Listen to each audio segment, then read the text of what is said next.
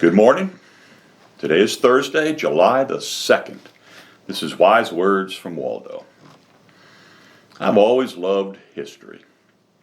There was a time that I wanted to be a history professor, but God had other plans for me, but I still love history.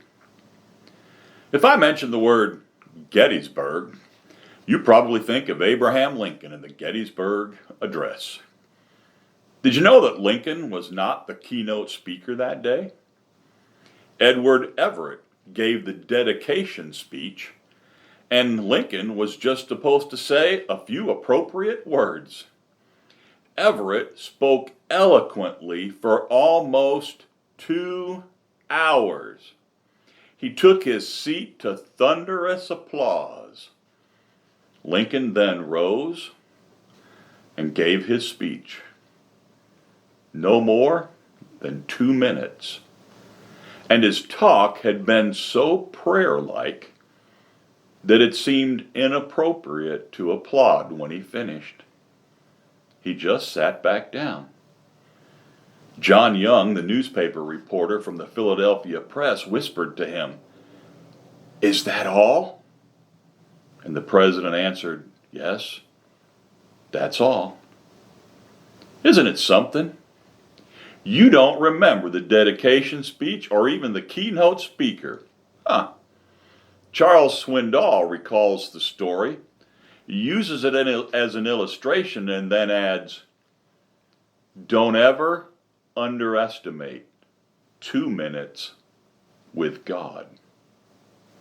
Howard Taylor, who was the son of missionary Hudson Taylor, said of his father one day, "For 40 years, the sun never rose on China that Dad wasn't on his knees." Wow. John Bunyan said, you can do no more than pray after you have prayed, but you can do no more than pray until you have prayed.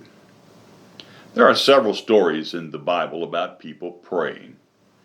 Even some of those prayers are recorded. The church I grew up in as a boy recited the Lord's Prayer in every service. Moses prayed. Joseph prayed in prison.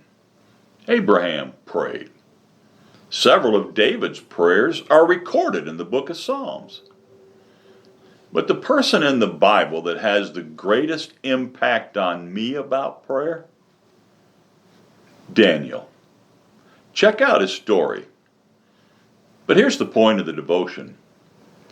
Daniel would rather spend the night in a pit with lions than miss a day of prayer. Prayer is the most incredible instrument we have. It should be the first thing we do in the morning and the last thing we do at night. Being a parent is one of life's most rewarding and sometimes difficult things.